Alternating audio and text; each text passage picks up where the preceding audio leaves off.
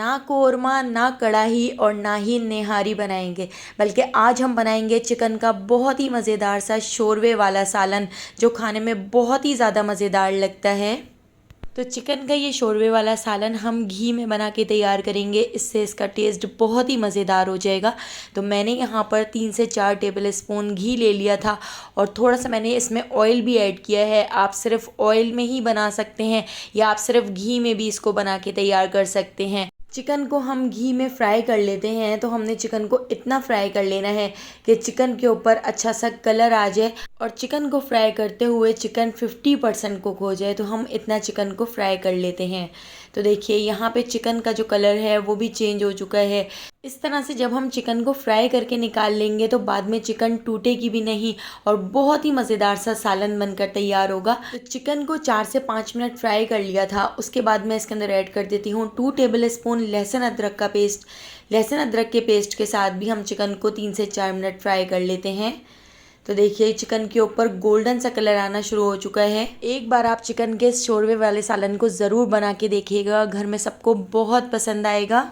तो यहाँ पर आप देख सकते हैं चिकन फ्राई हो चुकी है, चिकन पे हल्का सा गोल्डन सा कलर आना शुरू हो चुका है और हमारी जो चिकन है वो 50% कुक हो चुकी है। तो चिकन को अब हम एक प्लेट के अंदर निकाल लेते हैं। तो इस तरह से देखिए चिकन को मैंने प्लेट में निकाल लिया है। चिकन को हम प्लेट में निकाल के साइड पे रख देते हैं। अब इसी ऑयल के अंदर हम इसका मसाला बना के तैयार कर लेते हैं। तो इसी ऑयल के अंदर हम ऐड कर देते हैं 3 मीडियम साइज़ की प्याज, जो इस तरह से मैंने बारीक स्लाइस में कट कर ली थी। प्याज ऐड करके अब हमने प्याज को भी फ्राई कर लेना है। तो हमने प्याज को बहुत ज़्यादा फ्राई नहीं करना है, हमने बस प्याज को हल्का सा ट्रांसपेरेंट होने तक फ्राई करना है।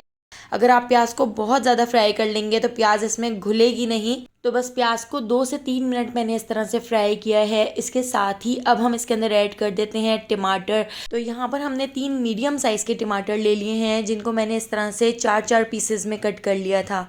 टमाटर ऐड करके टमाटरों को भी हम इसके अंदर अच्छी तरह से मिक्स कर लेते हैं और इसके साथ ही अब मैं इसके अंदर आधा ग्लास पानी ऐड कर देती हूँ, ताकि टमाटर इसमें अच्छी तरह से घुल जाएँ और नीचे मसाला चिपके नहीं।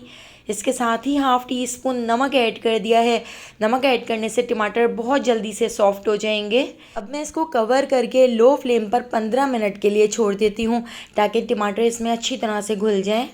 तो देखिए टमाटर बहुत अच्छी तरह से सॉफ्ट हो चुके हैं, इसके जो छिलके हैं वो अलग हो चुके हैं। तो टमाटरों के छिलकों को हम निकाल लेते हैं। तो टमाटर के छिलके बहुत ही आसानी से निकल जाएंगे। आप फॉक की मदद से भी इसके छिलकों को अलग करके निकाल सकते हैं। इस तरह से हमारा जो शोरवा है वो बहुत ही ज़्यादा मज़ेदार बन के तैयार होगा। टमाटर बहुत जल्दी से इसमें घुल जाएंगे और इसके ऊपर छिलके नज़र नहीं आएंगे। तो देखिए इस तरह से सारे टमाटरों के छिलके मैंने निकाल लिए थे। अब चमचे की मदद से मैं इस तरह से टमाटरों को तोड़ लेती हूँ। हाफ़ टी स्पून मैंने यहाँ पर ज़ीरा ले लिया है, तो ज़ीरे को भी क्रश करके हम इसके अंदर ऐड कर देते हैं।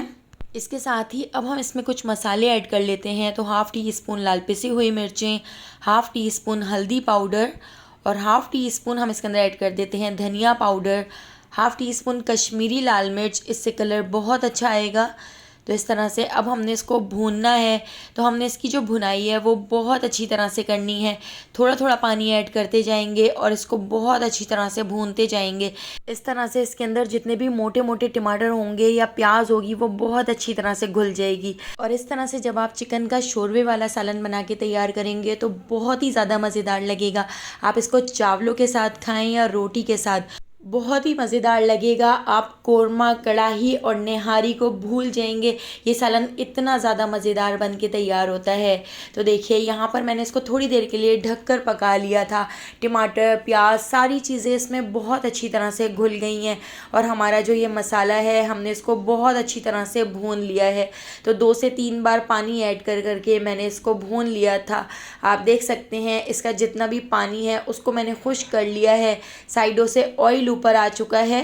तो दोस्तों यहाँ पर मैं आपको याद दिलाती चलूँ, अगर आपको मेरी रेसिपी अच्छी लग रही है तो लाइक करना बिल्कुल भी मत भूलिएगा, और अगर रेसिपी अच्छी नहीं लग रही है तो आप इसको डिसलाइक भी कर सकते हैं।